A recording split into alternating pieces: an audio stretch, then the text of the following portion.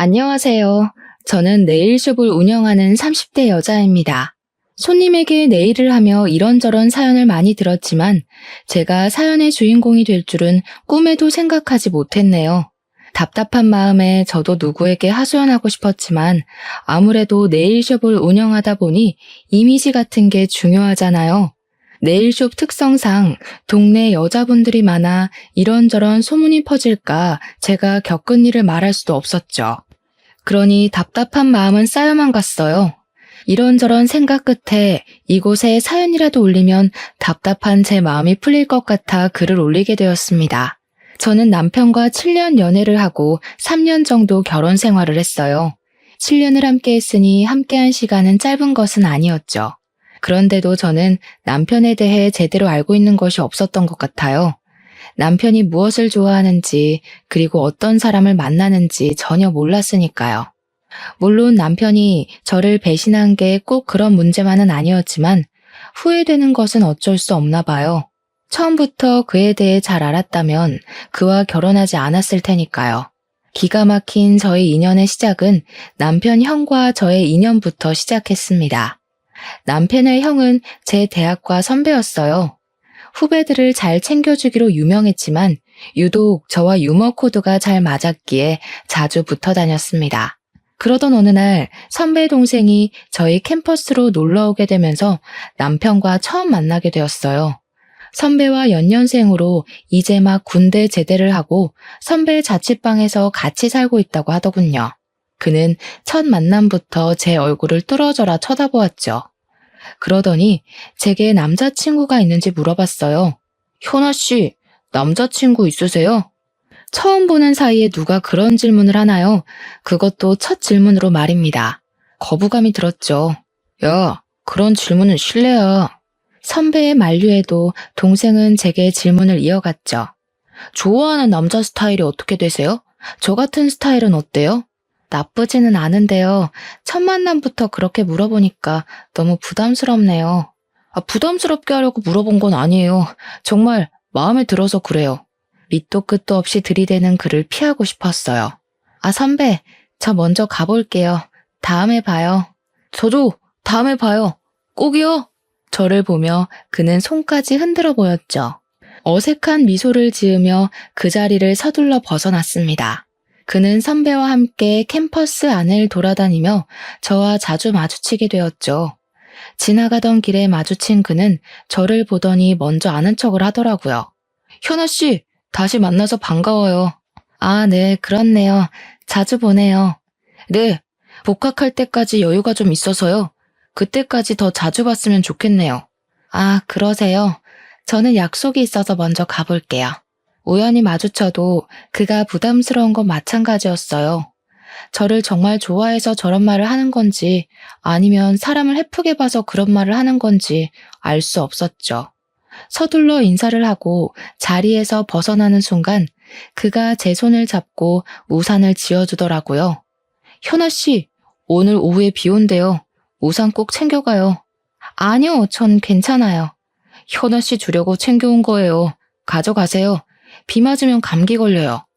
됐다고 거절을 했지만 우산을 가져갈 생각을 하지 않았죠. 어쩔 수 없이 우산 들고 가게 되었어요. 어떻게 보면 저를 챙겨주는 거였지만 그런 작은 친절에도 불편했어요. 그의 적극적인 모습도 그리고 저를 향한 관심도 너무 부담스럽게 다가왔거든요. 결국 그 우산을 들고 친구를 만나 점심을 먹게 되었습니다. 친구와 점심을 먹고 식당 밖으로 나올 때였어요. 오전에는 맑았던 하늘에서 비가 내리는 겁니다. 친구가 제 손에 들린 우산을 들고 활짝 펼쳤죠. 그러면서 일기예보도 잘 챙겨본다고 칭찬을 하더라고요. 친구에게는 그 우산을 다른 사람에게 받았다는 말을 하지 못했어요. 잘 알지도 못하는 사람이었고 괜히 말하면 어떤 사람이냐고 계속 볼 것 같았거든요. 하지만 제 머릿속에는 이미 그가 떠올랐어요. 저를 위해 우산을 챙겼다는 말이 계속 생각났거든요.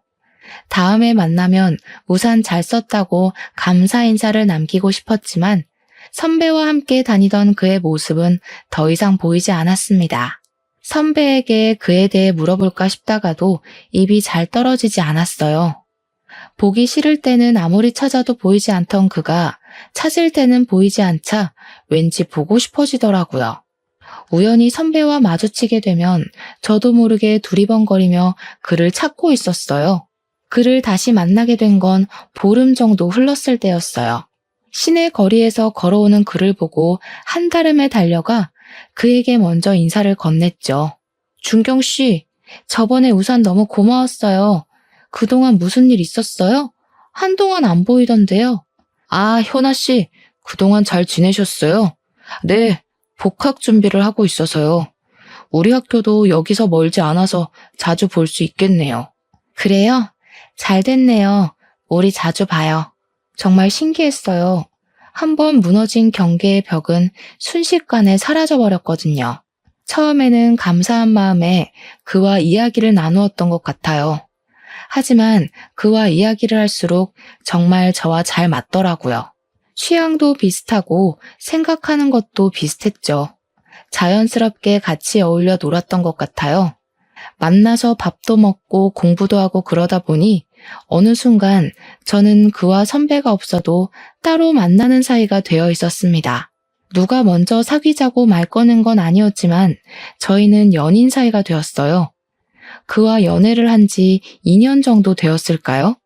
남자친구가 타도시 회사에 취직이 되었다고 하더라고요. 졸업 후 바로 취직되었으니 기쁜 일이었지만 멀리 떨어져서 지내야 한다니 우울해졌죠. 제 주위에도 장거리 연애를 시작한 친구들은 금방 헤어졌거든요. 처음에는 잘 지내다가 자연스럽게 멀어지면서 헤어지게 된다고 했거든요. 거기다 가까운 거리도 아니고 1시간 반 거리라니 시외버스를 타고 와야 한다는 번거로움까지 더해지자 제 불안감은 배가 되어 돌아왔습니다.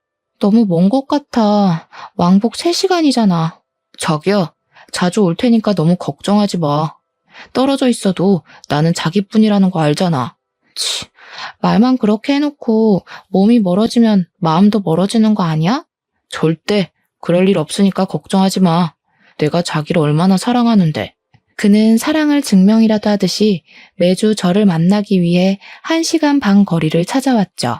아직 차가 없어 시외버스를 타고 오면 피곤하기도 할 텐데 그는 그런 내색을 전혀 하지 않았어요. 피곤하지 않아? 너무 먼 거리잖아.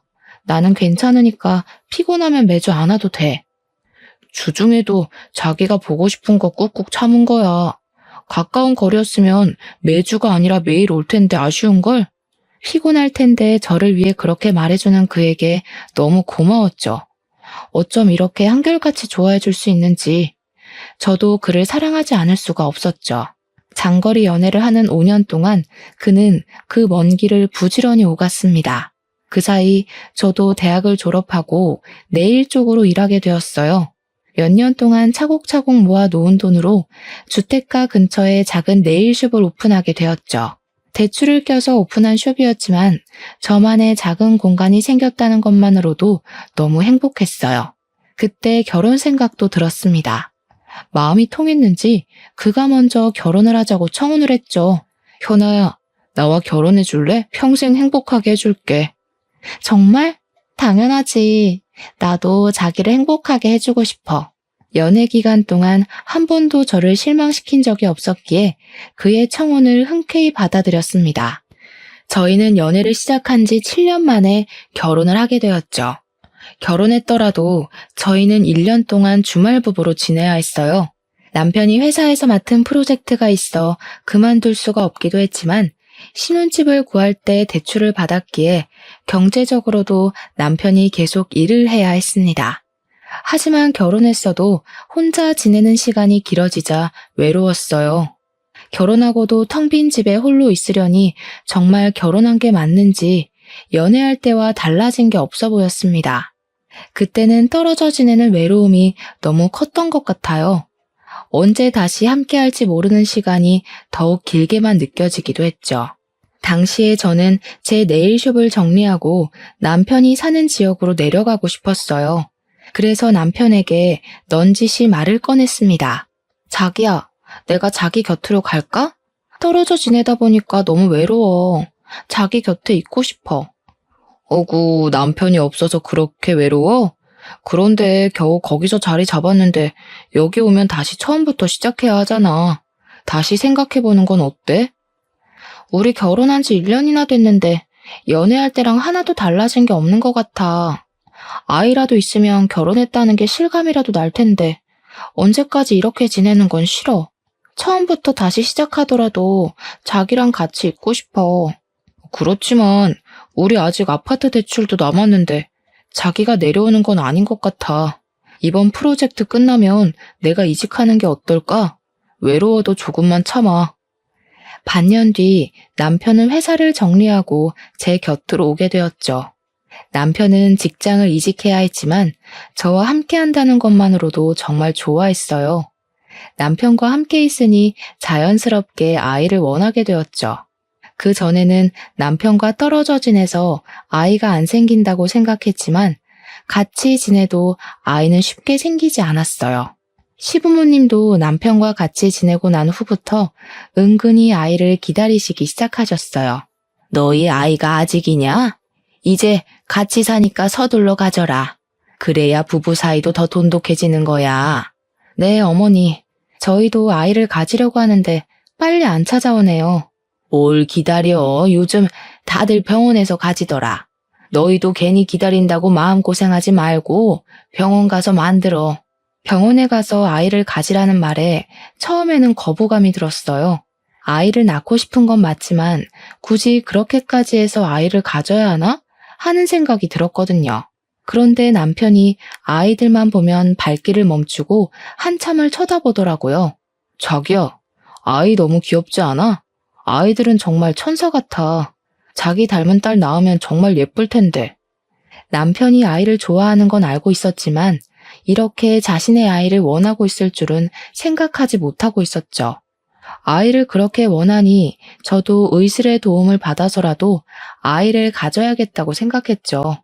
결국 난임 전문 병원을 찾아가게 되었습니다.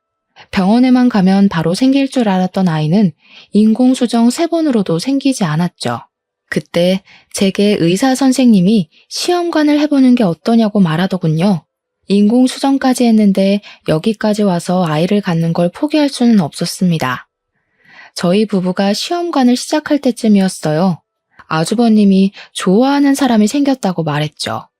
대학 내내 여자에게 관심조차 주지 않았던 선배에게 여자가 생겼다니 놀라움에 입을 다물지 못했어요. 나 좋아하는 사람 생겼어. 부모님에게 보여드리기 전에 너희에게 먼저 소개해주려고 하는데 이번 주 토요일쯤 괜찮아? 아주버님의 연애 소식에 가장 좋아한 사람은 바로 남편이었죠. 진짜? 당연히 시간 없어도 만들어야지. 축하해, 형. 무슨 마음 먹고 연애를 시작한 거야? 정말 좋은 사람이야. 너희도 만나보면 정말 마음에 들 거야. 아주버님은 저희 마음에 들 거라고 호언장담했죠. 그래서였을까요? 남편은 토요일이 되기를 학수고대하면서 기다리고 있었죠. 처음 본 아주버님의 여자친구는 참 작고 귀여운 얼굴을 하고 있었어요. 얼굴도 조망만한데 그 얼굴 안에 오밀조밀 이목구비가 들어있는 게 신기할 정도였어요. 성격도 얼마나 서글서글한지 참 좋아 보였어요. 안녕하세요. 처음 뵙네요. 잘 지내봐요, 형님. 제가 형님이라고 말하자 그분은 손을 가리고 웃으며 부끄러워하더라고요. 형님이라니 너무 부끄러워요. 그래도 그렇게 들으니까 기분이 너무 좋네요. 화기애애한 저희 분위기와 다르게 남편은 저녁 식사 내내 얼굴이 잔뜩 굳어 있었죠. 형님이 화장실에 간 사이에 남편은 아주버님에게 헤어지라고 다그치더라고요. 형, 저 여자랑 헤어져. 느낌이 너무 안 좋은 것 같아. 왠지 싸한 게. 헤어지는 게 좋을 것 같아. 너 무슨 말을 그렇게 해. 느낌이 안 좋다니. 그런 사람 아니야. 오늘 처음 만났잖아. 얼마나 좋은 사람인데. 조금 더 겪어보고 헤어지라고 말해. 한 번이라도 잘 지내보려고 노력이라도 해봐. 형이 너무 순진해서 그래. 나중에 후회하지 말고 헤어져. 내 말 듣고 손해볼 거 없다니까. 직설적이고 적극적인 남편과 다르게 아주버님은 정말 차분한 호수 같은 사람이었어요. 아주버님의 다그침에도 남편은 굽힐 줄 몰랐죠. 아주버님도 이번에는 화가 났는지 조금 높아진 음성으로 되받아쳤습니다. 나는 헤어질 생각 없으니까 너도 다시는 헤어지라는 말 꺼내지 마. 남편은 살짝 일그러진 아주버니 얼굴에 입을 다물었어요. 남편은 가끔 제게 형은 참을성이 좋지만 한번 터져버리면 정말 끝장을 볼 생각을 해야 한다고 말하고는 했어요. 그래서 남편은 더 이상 말하지 않았죠. 아주버님의 연애 소식은 시댁의 이슈거리가 되었습니다. 예비 형님이 시부모님께 인사를 하자 무뚝뚝했던 저희 아버님까지 살살 녹이더라고요. 살짝 애교 섞인 목소리를 내면서 아버님께 애교를 부리곤 했죠. 아버님, 정말 잘생긴 것 같아요. 우리 준석 씨가 누구를 닮았나 했더니 아버님을 닮았네요. 물론 어머님도 미인이시지만 아버님 유전자를 조금 더 가진 것 같아요. 형님의 칭찬에 아버님의 입꼬리가 승천하기 시작했죠. 아직 아주버님과 결혼 전이었지만 이미 시댁 식구에게는 큰 며느리로 통하고 있었습니다. 아버님 말끝에 언제나 우리 큰며느리라는 말을 입에 달고 살 정도였죠. 우리 큰며느리 노랗고 동글동글한 과일 좋아한다고 했었나? 아, 망고요? 네, 맞아요. 맞다, 망고. 그래서 내가 사왔지. 작은 애야, 이것 좀 잘라와라. 우리 큰며느리 먹여야겠다. 제가 망고를 썰어오자 아버님이 손수 포크에 찍어 형님 입속으로 넣어주기까지 하는 겁니다. 항상 무뚝뚝했던 아버님의 저런 모습을 볼 줄이야 너무 놀라웠어요. 놀란 건 저뿐만이 아닌 것 같았습니다. 제 옆에 앉아 계신 어머님이 중얼거리기 시작하셨죠. 연병할 노인네, 나한테 저렇게 했어봐. 이미 입안에서 사탕처럼 굴어줬지. 아주 그냥 둘이서 죽이 착착 맞아서 쇼핑하러 다니고 난리가 났다. 아버님과 죽이 잘 맞았던 형님은 어머님을 제외하고 둘이서 쇼핑하러 다닐 정도로 친하게 지내고 있었죠. 그 친화력이 저는 부러울 정도였습니다. 형님은 사람에게 벽이 없는 건지 신기하기도 했죠. 남편도 그 모습에 불만이 많아 보였습니다. 자기는 형수랑 친하게 지내지 마. 알았지? 아무래도 보통 내기가 아닌 것 같아.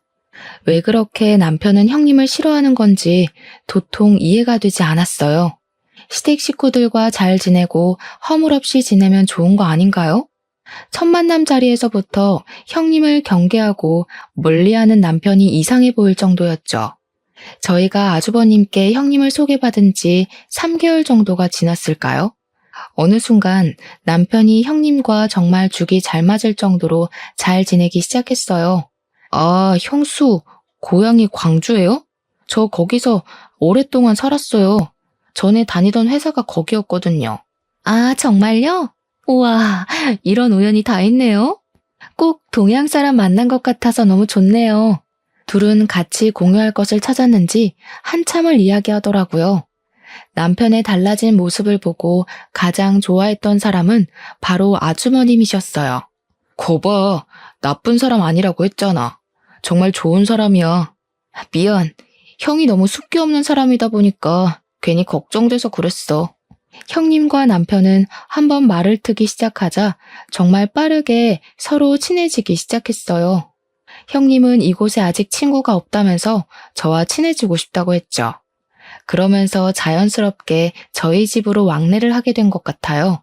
가끔은 형님이 아주버님보다 저희와 같이 있는 걸 좋아한다고 생각할 정도로 집으로 자주 찾아왔어요.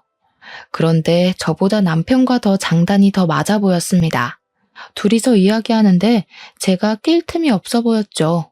그래도 남편이 전처럼 형님을 경계하는 것보다 이게 더 낫다 싶었어요. 이제 곧 한 가족이 될 사이라고 생각했으니까요. 하지만 저를 당황스럽게 하는 건 따로 있었죠. 그걸 뭐라고 표현해야 될까요? 패션에 대한 조언이라고 해야 하는 걸까요?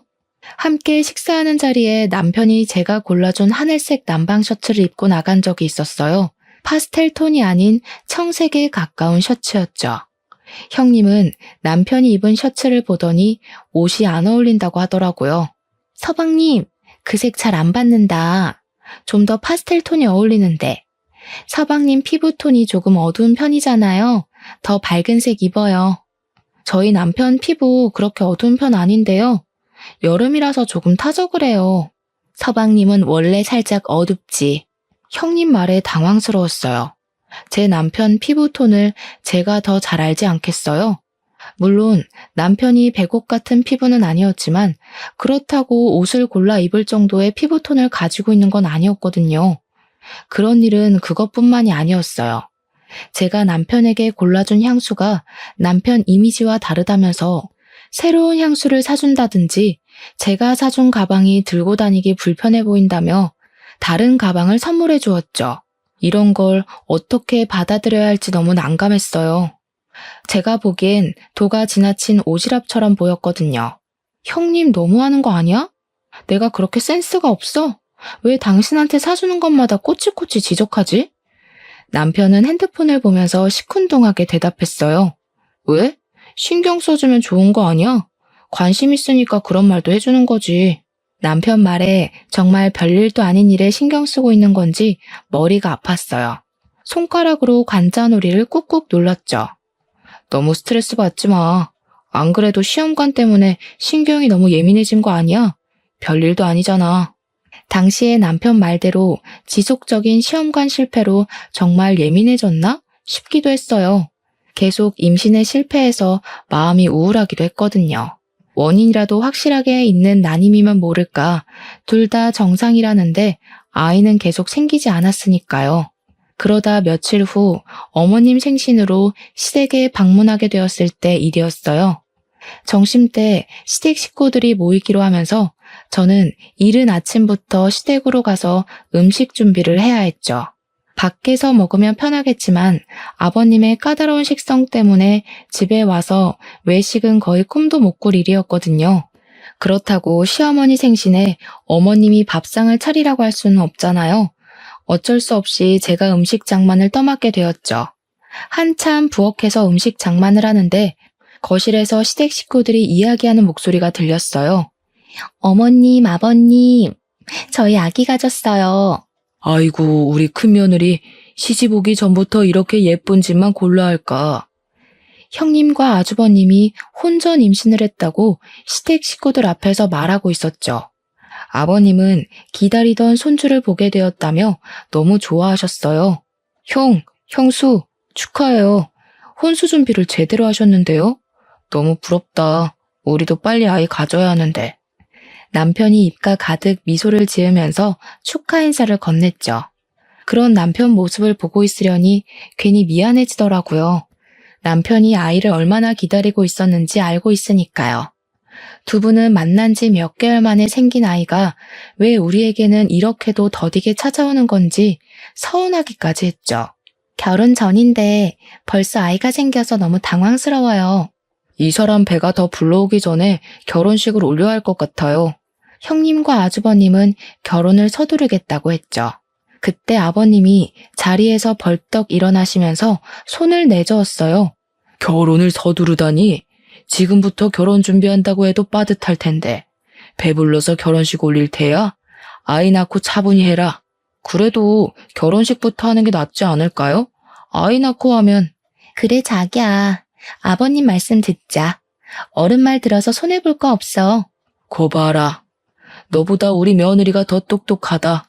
기특하기도 하지. 형님을 바라보는 아버님 눈에서 꿀이 뚝뚝 떨어지고 있었죠. 그때 형님이 저와 눈이 마주치자 자리에서 벌떡 일어났어요. 어머, 이제 보니 동서 혼자 음식을 준비를 다 했구나. 내가 도와줄게. 그때 아버님이 형님 손을 와락 잡으며 다시 자리에 앉혔습니다. 아이고, 임신한 애가 무슨 부엌 일이야.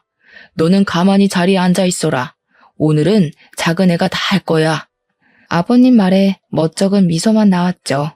시댁 식구들은 축제 한가운데 앉아있는데 저 혼자 외딴 섬 같은 느낌이 들었어요. 그때 아주버님이 일어나서 부엌으로 왔죠. 재수씨, 제가 도와드릴게요. 혼자 음식 장만하느라 힘들었죠? 그때는 너무 감사하더라고요. 서운하고 울적했던 마음이 한꺼풀 가셨어요.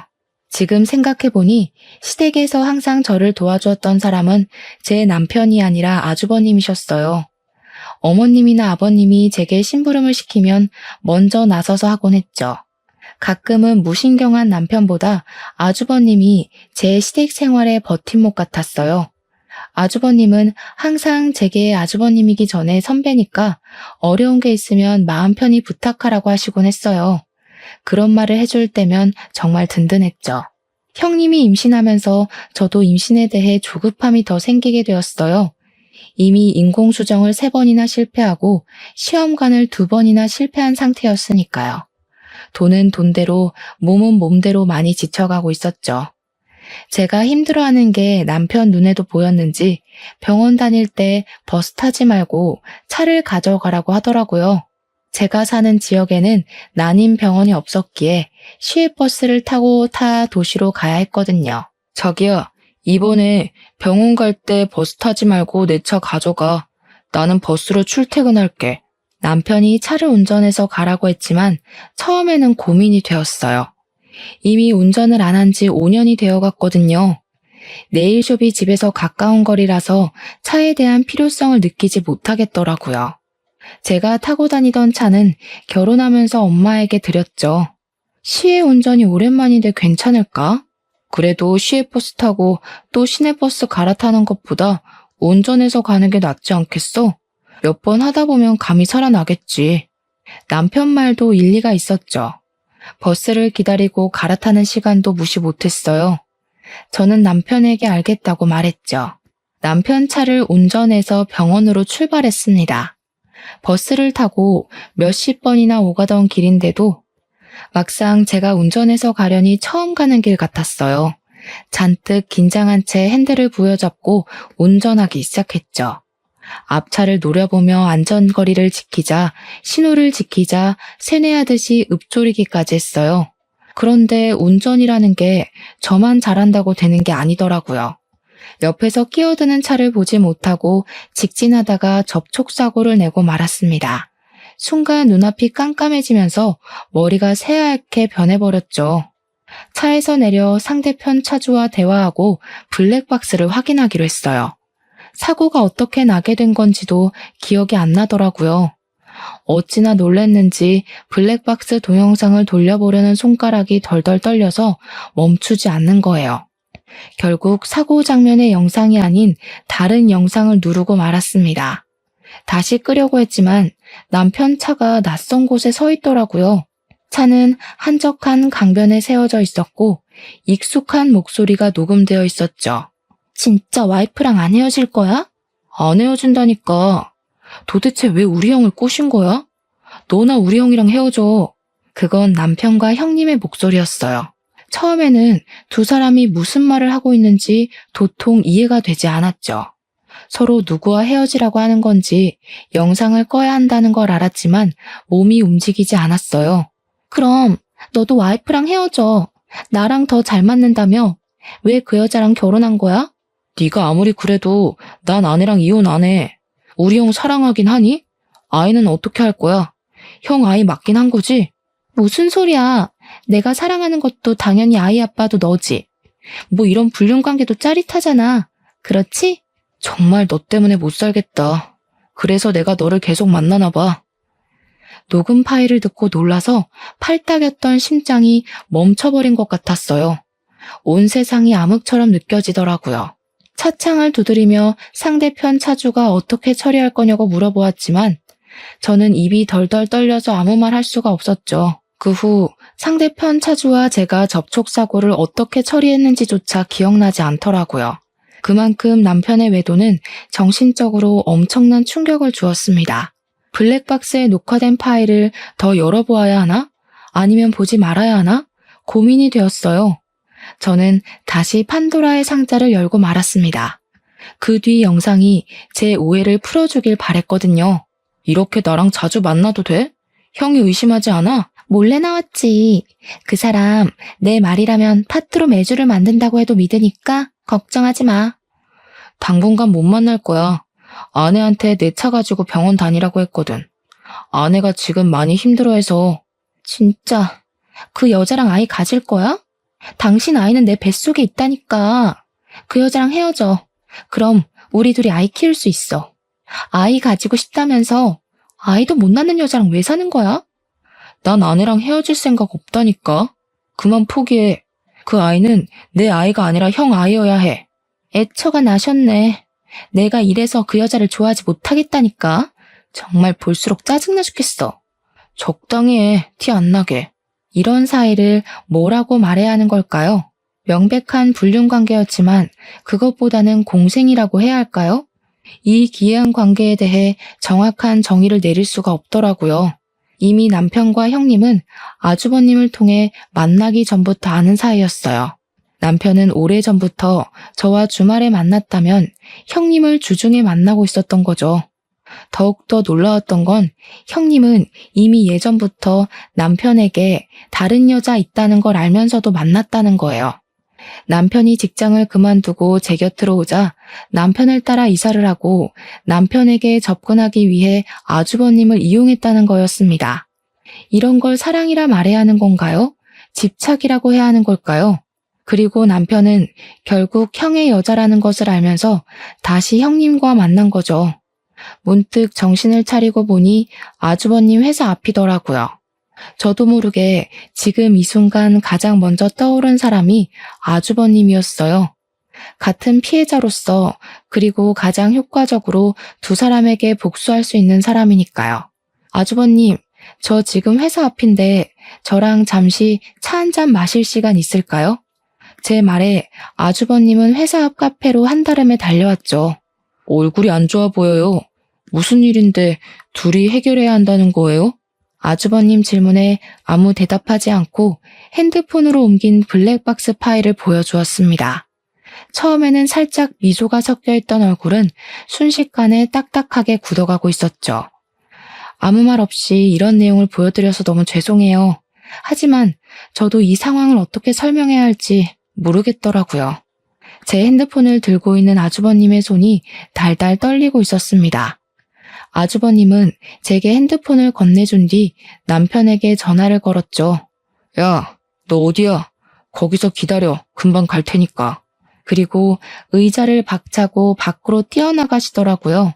저는 놀라서 아주버님을 뒤쫓아 나갔습니다. 10년 넘게 아주버님을 봐왔지만 화를 내는 모습은 처음 보는 모습이었죠. 아주버님을 쫓아간 곳은 저희가 있는 곳에서 멀지 않은 공원이었습니다. 그곳에는 남편과 형님이 같이 있었죠. 아주버님은 남편을 향해 달려가더니 다짜고짜 주먹을 날렸습니다. 놀란 형님이 두 사람 사이를 막아섰어요. 도대체 왜 싸우는 거예요? 이러지 마세요. 그래, 맞을 땐 맞더라도 이유는 알고 맞자. 너희 둘 언제부터 만났던 거야? 형님과 남편은 아주버님 말에 두 눈을 동그랗게 뜨며 그게 무슨 말이냐고 되물었죠. 그게 무슨 말이에요? 혹시 지금 같이 있어서 오해했나 본데요. 다음 달 당신 생일 선물 골라주라고 부탁했어요. 도대체 왜 그래? 형, 오해가 있으면 말로 풀어. 괜히 주먹부터 들이대지 말고. 아주버님은 두 사람과 말이 통하지 않는다는 것을 깨달았는지 제 핸드폰을 들고 블랙박스 녹음 파일을 틀었습니다. 녹음된 둘의 목소리를 듣고 남편의 얼굴이 새파래졌죠. 형, 자기야, 아니야, 오해라고. 내가 다 설명할 수 있어. 내 말 들어봐. 오해? 무슨 오해? 그 블랙박스 녹음을 듣고서도 오해라고 말하는 거야? 다 설명할 수 있다니까. 정말이야. 너는 이 상황까지 됐는데도 와이프 안에 변명할 셈이야? 그냥 사실대로 말해. 우리 만나고 있다고 당당하게 말하라고. 조용히 해. 나는 아내랑 헤어질 생각 없다고 했잖아. 이게 다 너 때문이야. 네가 찾아오지만 않았어도 형도 나도 잘 살았을 거라고. 지금 이 모든 게 내 탓이라는 말이야? 네가 찾아왔을 때 좋아하던 사람은 바로 너 아니었어? 네 형을 만나고 있어도 나를 만난 건 너야. 형님은 순식간에 남편을 밀어버렸어요. 남편은 중심을 잡지 못하고 비틀거리더니 화단에 걸려 넘어지고 말았죠. 넘어질 때 화단에 심어진 나무에 얼굴이 긁혔는지 피가 나더라고요. 남편은 손으로 볼을 쓸었어요. 이게 정신 나갔나? 어디서 사람을 밀어? 손에 묻은 피를 보고 화가 났는지 형님에게 달려들어 밀어버렸어요. 형님은 뒷걸음질 치다가 뒤로 넘어지면서 시멘트 타일에 엉덩이를 크게 찝고 말았습니다. 못 일어나겠어. 못 일어나겠다고. 아파. 엉덩이가 아프다고. 제가 잡고 일으켰지만 아프다며 손을 뻗어 저를 밀어버리더라고요. 저까지 바닥에 엎어져 버렸죠. 그때 형님 다리 사이로 붉은 핏자국이 보이기 시작했어요. 아주버님이 서둘러 119에 신고했죠. 병원으로 이송된 뒤 의사는 형님에게 골반 골절 진단과 함께 양수가 터졌다고 말했어요. 골반이 골절되셨어요. 당분간 누워 지내셔야 합니다. 그것보다 지금 임신 5개월이라고 하셨는데 조기 양막 파열로 파수가 일어났어요. 초음파 결과 남은 양수가 거의 없어요. 그럼 어떻게 되는 거예요? 지금 아이 심장은 뛰고 있는데 양수가 없어서 생존하기 힘들어요. 출산하신다고 해도 아이가 너무 어려서 생존 확률이 거의 없어요. 유도 분만을 하실 건지 제왕절개를 하실 건지 정하셔야 합니다. 그럼 아이를 죽여야 한다는 거예요? 이런 말 드리게 돼서 죄송합니다. 인큐베이터에 들어가기에도 너무 어린 아이라서요. 아이 심장은 아직 뛰고 있었지만 양수가 적어 아이가 살 수 없다고 하더군요. 안타까운 상황에 형님은 한없이 눈물만 흘렸습니다. 이런 결과를 원한 게 아니었는데 아이가 잘못되니 죄책감이 밀려 들어오더라고요. 그런 상황에서도 남편은 변명하기 바빴죠. 자기야, 정말 오해야. 나 형수랑 아무 관계도 아니야. 아니, 전에 몇 번 만난 건 맞는데 클럽에서 만났거든? 정말 오해하지 마. 사랑 그런 거 아니었어. 자기랑 멀리 있다 보니까 외로워서 몇 번 만났는데 거머리처럼 달라붙더라고. 심지어 나를 따라서 여기까지 쫓아왔잖아. 아이가 죽었는데 자기 변명을 하기 바쁜 남편 모습에 정남이가 뚝 떨어지더라고요. 지금 당신 아이가 죽었는데 그런 말이 나와? 누가 내 아이라는 거야? 아니라니까? 형 아이를 자꾸 내 아이라고 우기는 거야. 전에 내가 만났던 여자라고 형한테 말할 수도 없고. 내가 어떻게 하겠어. 더는 남편과 말도 섞기 싫어졌죠. 이미 상황이 이렇게 됐으니까 우리 이혼하자. 나는 이제 당신에 대한 신뢰도 믿음도 잃어버렸어. 난 당신하고 이혼할 생각 전혀 없어. 남자들 바람 피우는 거 한순간이야. 결국 조강지처한테 돌아온다는 말도 못 들어봤어. 결국 바람 피운 거 인정하는 거지. 당신이 이혼 못하겠다면 소송할 거야. 나는 더 이상 당신이랑 더러워서 못 살겠어. 바람 피운 것도 모자라서 이 핑계 저 핑계만 대는 모습이 정말 정남이 떨어진다. 남편도 화가 났는지 저를 향해 소리를 버럭 지르더군요. 뭐? 더러워? 정남이 떨어져? 이혼 소송? 그래, 하려면 해봐. 누가 이기나 보자고. 저희 부부는 재산 분할에 합의를 보지 못하고 결국은 이혼 소송까지 가게 되었습니다. 저는 남편 불륜으로 이혼하게 되었으니 위자료와 정신적 피해 보상을 요구했고, 남편은 제가 이혼하기 위해 본인에게 불리한 증언을 내세운다고 우기고 있었죠. 법원에서 다시 만난 남편은 정말 당당해 보였어요. 워낙 남편의 귀책 사연은 뚜렷했고 증거도 있었으니 제가 승소할 거라고 믿어 의심하지 않았지만 남편 생각은 달라 보였습니다. 그 블랙박스 영상 증거로 사용 못해. 뉴스도 안 봤어? 불법 녹음은 증거 능력이 되지 못한다고. 결국 내가 바람 피웠다는 증거가 되지 못한다는 거지. 그래? 두고 보자. 당신이 나를 속이고 형님을 사람을 만나온 게 1, 2년이 아닌데 증거가 그것밖에 없겠어? 찾아보면 더 나오겠지. 그래, 할 수 있으면 해봐. 법이 그렇게 호락호락한 것 같아? 왜 그렇게 당당할까 했더니 블랙박스 파일이 증거로 채택되지 않을 거라고 확신하고 있었죠. 하지만 치열한 공방 속에 법원은 제 손을 들어주었습니다. 통신비밀보호법에 블랙박스 녹음은 해당하지 않는다는 이유였어요. 제가 강제로 설치한 게 아니었고 남편이 설치한 블랙박스에 우연한 사고로 제가 듣게 된 것이었으니까요. 저는 남편에게 위자료와 정신적 피해 보상을 받고 이혼하게 되었습니다. 법원을 나오면서 남편은 패소한 게 분한지 소리를 지르더군요. 아, 말도 안 돼. 이런 개 같은 경우가 어디 있어. 내 차 블랙박스를 강제로 받는데. 어디 있긴 여기 있지. 아직 대한민국에 정의가 있다는 거 아니겠어? 당신이 나를 속이고 형을 속이고 우리 둘을 농락한 벌에 비하면 너무 가볍지 않아? 나는 지금도 당신을 용서할 수가 없어. 당신 생각하면 아직도 치가 떨린다고. 지금도 반성조차 하지도 않잖아. 그래서 당신하고 이혼한 거야. 불륜이 아니라 뭘 잘못했는지 모르는 것 같아서 말이야.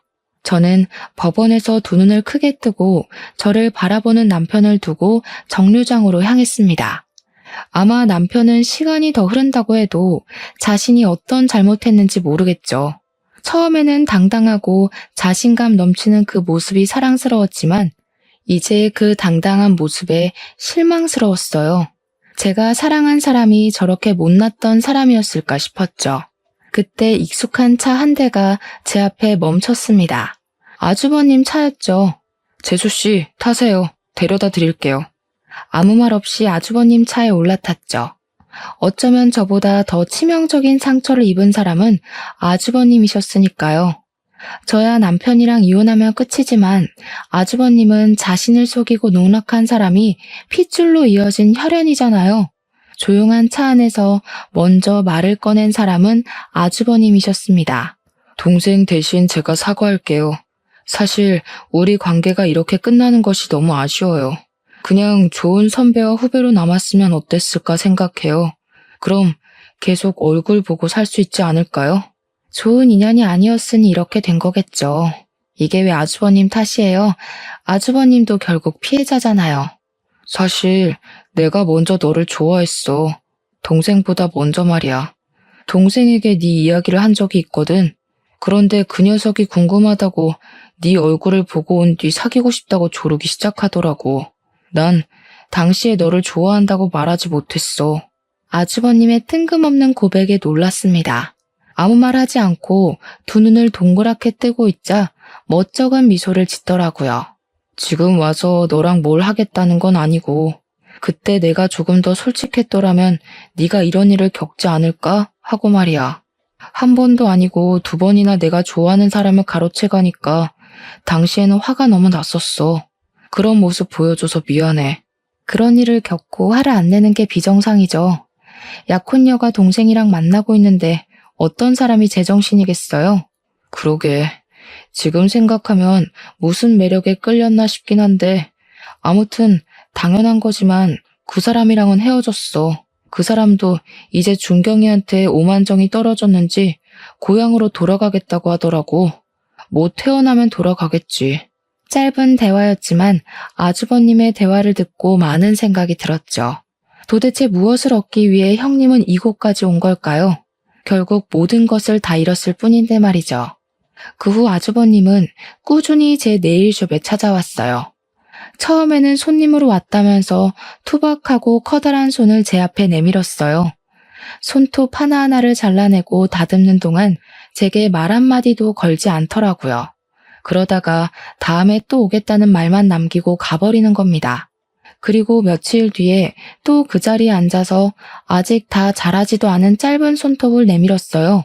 아직 자라려면 한참 남았어요. 2주 정도는 더 있다 오셔야 할 것 같네요.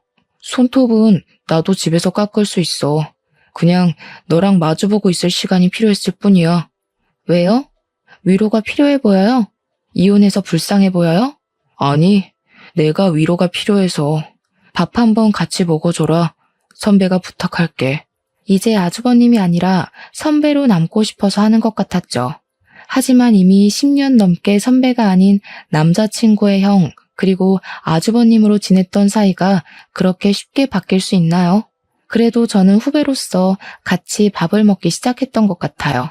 일주일에 한 번, 그러다가 2번 저를 찾아와 밥 먹자, 차 마시자, 심심하니 영화 보자, 별별 요구를 하기 시작했습니다. 처음에는 제 옆에서 저를 지켜보고 챙겨줬던 건 아주버님이란 걸 알았기에 보답으로 거절하지 못했어요. 하지만 1번, 2번 밥 먹고 차를 마시다 보니 어느새 제 옆에는 아주버님이 있다는 것이 익숙해지고 있었어요. 연인인 듯 연인이 아닌 그 관계를 6개월 정도 유지할 때였습니다. 뜬금없이 시댁 식구들이 어떻게 지내고 있는지 궁금해졌죠. 이런 질문 뜬금없는데 시댁 식구들은 어떻게 지내요? 제 말에 아주버님은 난감한 표정을 지었습니다. 그게 다들 잘 지내지 못해. 동생이 그 사람이 떠나기 전에 붙잡았거든. 아주버님 말에 실소가 터지고 말았습니다. 결국 전 남편은 자기 곁에 남아있을 사람은 형님뿐이라고 생각하고 붙잡았던 거죠. 둘은 혼인신고만 하고 살림을 차렸어. 그런데 동생이 출장 갔다가 일찍 돌아왔는데 안방 침대에 아버지와 그 사람이 누워있는 걸 발견했나 봐. 네? 뭐라고요? 누구랑 누구요? 바로 옆에서 이야기를 듣고 있었지만 제 두 귀를 의심할 수밖에 없었습니다. 너무 황당하고 있을 수 없는 일이잖아요. 그게 그 사람이 나를 만나고 있으면서 아버지랑도 그런 사이였나 봐. 우리 집 남자들을 다 만나고 있었던 거지. 어머니도 이 사실을 알고 놀라셔서 쓰러지실 정도였어. 동생은 결국 그 여자 상대로 이혼 소송 중이고 어머니도 아버지 상대로 이혼 소송 중이셔. 거기다가 어머니는 그 여자 상대로 정신적 피해 보상을 신청하셨어. 지금은 내 집에서 지내시고 계셔. 시댁은 말 그대로 콩가루 집안이 되어버렸죠. 아주버님도 제가 이혼할 때 시댁과 인연을 끊다시피 했고 어머님하고만 가끔 연락하고 있었다네요. 그러다가 최근에 모든 사실을 알게 되었대요. 그 말을 듣고 지난 10년이 너무 허무해지더라고요. 사랑해서 한 결혼이었지만 내가 사랑했던 사람은 나를 사랑했던 적은 있을까 하는 생각이 들었거든요. 아마 진정한 사랑은 없었겠죠. 그동안 내일하면서 손님 남편이 바람을 피웠다는 이야기를 들을 때 정말 영혼 없이 위로했던 것 같아요. 어떤 위로로도 이 기분은 설명하지 못하겠더라고요. 특히 남편이 다른 사람이 아닌 형님을, 거기다 그 형님이 시아버지와도 불륜을 저지른 걸 어떤 말로도 표현할 수가 없었죠. 지금 생각해도 형님의 진정한 목적이 무엇인지 모르겠어요. 남편을 사랑해서 이곳까지 찾아왔다고 하기에는 설명이 안 되잖아요. 이런저런 일을 겪어보니 앞으로 다시는 결혼하지 않고 혼자 지내고 싶은 마음이 크게 들었어요. 저를 진정으로 사랑해줄 수 있는 사람은 역시 저밖에 없다는 생각이 들거든요. 그래서 혹시나 저를 기다릴까봐 아주버님에게도 이런 제 마음을 전하게 되었죠. 이제 결혼 같은 거 하고 싶지 않아요. 너무 힘들고 지치는 일인 것 같아요. 나 자신을 갉아먹는 것 같고 결혼 생활보다 지금이 훨씬 더 좋은 것 같아요. 나는 지금으로 만족해. 그냥 서로 얼굴 보고 밥 먹고 차 마시고. 이런 생활 그전에는 꿈도 못 꿨잖아. 나도 지금이 전보다 더 행복해. 아주버님의 그 한마디가 참 많은 생각이 들게 하더라고요. 어쩌면 처음부터 아주버님이 먼저 고백했더라면 정말 그런 일은 겪지 않았겠다는 생각을 하게 되었어요. 하지만 이미 지나가 버린 시간을 되돌릴 수 없는 일이니 후회해도 어쩌겠어요. 지금 사는 삶에 최선을 다할 수밖에 없죠. 제 사연은 여기가 끝입니다. 그래도 이곳에 사연을 쓰고 나니 답답했던 마음이 후련하고 개운하네요. 여러분도 속에 있는 말을 털어놓을 사람이 없다면 일기장이라도 적어 답답한 마음을 풀었으면 좋겠습니다.